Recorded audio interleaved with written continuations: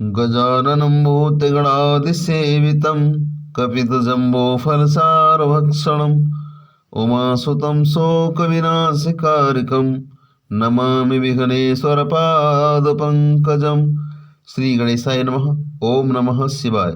स्वागत है सभी दर्शक साथियों का आपके अपने YouTube चैनल रामकृष्ण जी शिवम स्टूडियो में। मैं रामकृष्ण शास्त्री आप लोगों के बीच में धार्मिक कथाएं, व्रत कथाएं एवं अन्य जानकारियां आप लोगों के बीच में लेकर के आते रहते हैं। तो आपसे निवेदन करना चाहेंगे और आशा करते हैं आप सभी स्वस्थ होंगे और माँ भगवती लक्ष्मी मैया की कृपा आपके ऊपर सदा सदा बरसती रहेगी। आपसे निवेदन करना चाहेंगे कि आज की वीडियो में जो जानकारी देने वाले हैं, शिव महापुराण फाल्गुन मास का जो प्रथम दिन है उसमें शिव महापुराण की कथा संक्षिप्त में शिव पुराण आप लोगों के बीच में रखेंगे। और प्रथम अध्याय है जो महात्म्य का अध्याय है, आज प्रथम अध्याय महात्म्य का रखा जाएगा। तो आप शिव पुराण के जो कथा के श्रवण करने के नियम हैं, बहुत सारी जानकारी हमारी पिछली वीडियो में आप देख सकते हैं। तो आज हम आपको शिव पुराण के महात्म्य का प्रथम अध्याय श्रवणपान कराएंगे। इससे पहले आपको मेरा निवेदन है, मैं आपसे निवेदन करना चाहता हूं कि अभी तक आपने चैनल को सब्सक्राइब नहीं किया हो तो प्लीज़ चैनल को सब्सक्राइब करें और बेल को प्रेस करके रखें जिससे नोटिफिकेशन सबसे पहले आपको मिलता रहे। चलिए हम बात करते हैं संक्षिप्त शिव पुराण और उसका प्रथम अध्याय, महात्म्य का प्रथम अध्याय। सौनक जी के साधन विषयक प्रश्न पूछने पर सूत जी का उन्हें शिव पुराण की उत्कृष्ट महिमा सुनाना। श्री सौनक जी ने पूछा, महाज्ञानी सूत जी, आप संपूर्ण सिद्धांतों के ज्ञाता हैं। प्रभु, मुझसे पुराणों की कथाओं के सार तत्व विशेष रूप से वर्णन कीजिए।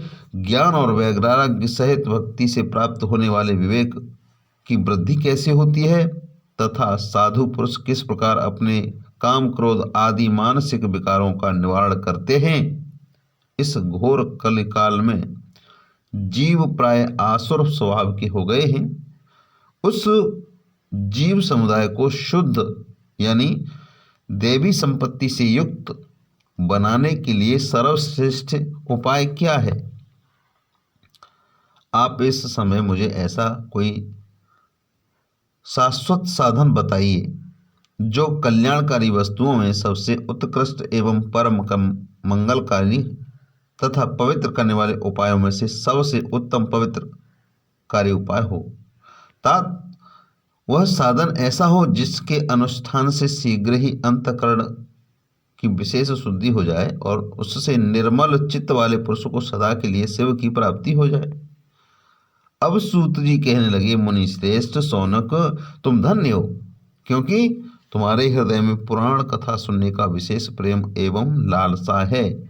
इसलिए मैं शुद्ध बुद्धि से विचार कर तुमसे परम उत्तम शास्त्र का वर्णन करता हूँ। वत्स, यह संपूर्ण शास्त्रों के सिद्धांत से संपन्न, भक्ति आदि को बढ़ाने वाला तथा शिव को संतुष्ट करने वाला, कानों के लिए रसायन अमृत स्वरूप तथा दिव्य है।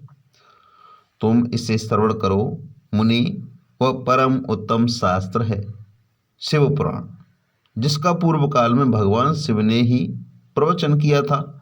यह काल रूपी सर्प से प्राप्त होने वाले महान त्रास का विनाश करने वाला उत्तम साधन है। गुरुदेव व्यास ने सनत कुमार मुनियों का उपदेश पाकर बड़े आदर से इस पुराण का संक्षेप में ही इस पुराण का प्रतिपादन किया है। इस पुराण का प्रणय का उद्देश्य है कलयुग में उत्पन्न होने वाले मनुष्यों के परम हित का साधन। यह शिव पुराण बहुत ही उत्तम शास्त्र है। इसे इस भूतल पर शिव का वाक्यमय स्वरूप समझना चाहिए और इस प्रकार से इसका सेवन करना चाहिए। इसका पठन एवं श्रवण सर्वसाधारण रूप है। इससे शिव भक्ति पाकर श्रेष्ठतम स्थितियों में पहुंचा हुआ मनुष्य शीघ्र ही शिव पद को प्राप्त कर लेता है। इसलिए संपूर्ण यत्न करके मनुष्यों ने इस पुराण को पढ़ने की इच्छा की है अथवा इसके अध्ययन को अभीष्ट साधन माना है। इसी तरह इसका प्रेम पूर्वक श्रवण भी संपूर्ण मनोवांछित फलों को देने वाला है। भगवान शिव के इस पुराण को सुनने से मनुष्य सब पापों से मुक्त हो जाता है तथा इस जीवन में बड़े बड़े उत्कृष्ट भोगों का उपभोग करके अंत में शिवलोक को प्राप्त होता है। शिव पुराण नामक ग्रंथ 24,000 श्लोकों से युक्त है। इसकी 7 संहिता हैं। मनुष्य को चाहिए कि वो भक्ति ज्ञान वैराग्य से संपन्न हो और भक्ति ज्ञान वैराग्य से संपन्न हो बड़े आदर से इसका श्रवण करे, बड़े आदर से इसका श्रवण करे। 7 संहिताओं से युक्त यह दिव्य शिव पुराण परम ब्रह्म परमात्मा के समान विराजमान है और सबसे उत्कृष्ट गति प्रदान करने वाला है। जो निरंतर अनुसंधान पूर्वक शिव पुराण को बोलता है या नित्य प्रेम पूर्वक इसका पाठ करता है, मात्र पाठ ही करता है, वह पुण्यात्मा है, इसमें कोई संशय नहीं है। जो उत्तम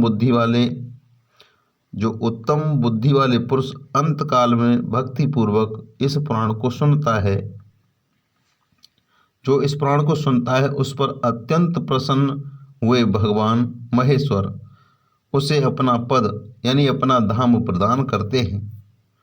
जो प्रतिदिन आदर पूर्वक इस शिव पुराण की पूजा करता है वह इस संसार के संपूर्ण भोगों को भोग कर अंत में भगवान शिव के पद को प्राप्त कर लेता है।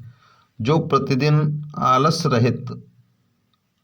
रहित हो रेशमी वस्त्र आदि से वेस्तन से इस शिव पुराण का सत्कार करता है वह सदा सुखी रहता है।